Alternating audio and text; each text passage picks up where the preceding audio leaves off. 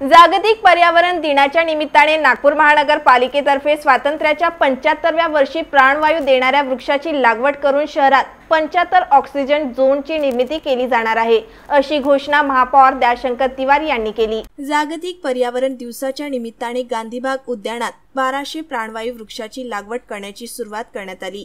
यावेळी आमदार विकास कुंभारे, आमदार प्रवीण दटके, नगरसेवक संजय बालपांडे, नगरसेविका विद्या कन्हेरे, सरला नायक, उपायुक्त रवींद्र भेलावे, अमोल चौपगार, श्री नागमोते उपस्थित होते। यावेळी महापौर दयाशंकर तिवारींनी सांगितले, उत्तर नागपूर, मध्य नागपूर आणि पूर्व नागपूर येथे वृक्षांची संख्या फारच कमी आहे।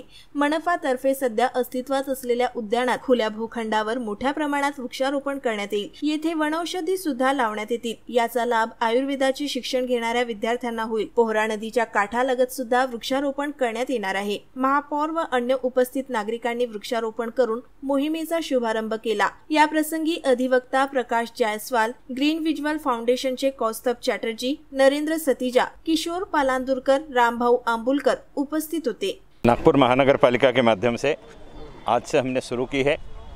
महानगरपालिका के उद्यान के अलावा विशेष रूप से पर्यावरण की दृष्टि से रेलवे स्टेशन के उस पार का भाग, जिसे हम मूल रूप से पश्चिम नागपुर के रूप में, दक्षिण पश्चिम नागपुर के रूप में जानते हैं, वहाँ बड़े प्रमाण में वृक्षारोपण आज भी है।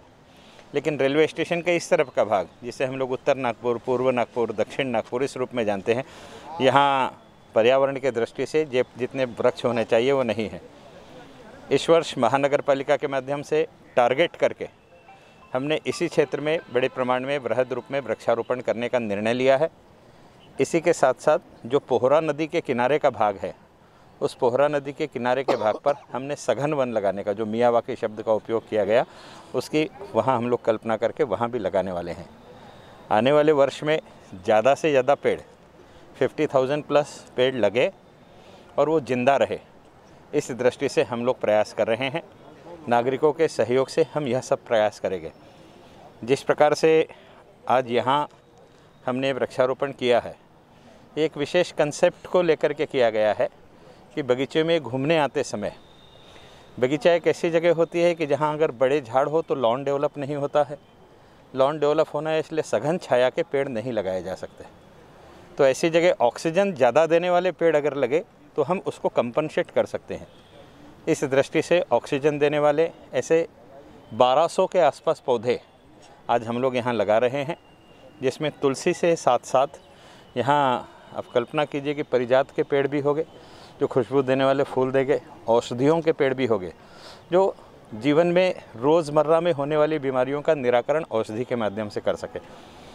इसमें पौधे के जितनी वैरायटीज़ है, कुछ पौधे ऐसे हैं जो ज़मीन पर छिछल करके फैलते हैं, कुछ पौधे ऐसे होते हैं कि जो जड़ से ऊपर की ओर निकल करके स्वयं पे ऊपर टिके रहते हैं, कुछ पौधे ऐसे होते हैं जो किसी दूसरे पौधे की मदद लेके ऊपर की दिशा में बढ़ते हैं, कुछ पौधे ऐसे होते हैं जिनको बांस के माध्यम से हम बेल लगा करके, हम जिसमें मांडवची शेती ज्याला म्हणतात त्या प्रकार के कुछ पौधे होते हैं। ऐसे सब वैरायटी के वे पौधे जो ऑक्सीजन दे सकते हैं और औषधि सकते हैं, वो यहाँ लगा रहे हैं।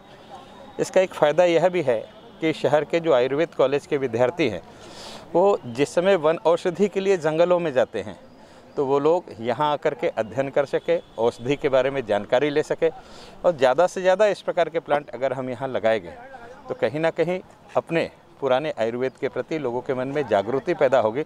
और ये सारे पौधे ऑक्सीजन देने वाले पौधे हैं, इसलिए पर्यावरण में नैसर्गिक रूप से वृद्धि होगी। ऐसा इसके पीछे का कंसेप्ट। कृषि समृद्धी टीव्ही करिता दीपक जांभूळकर, नागपूर।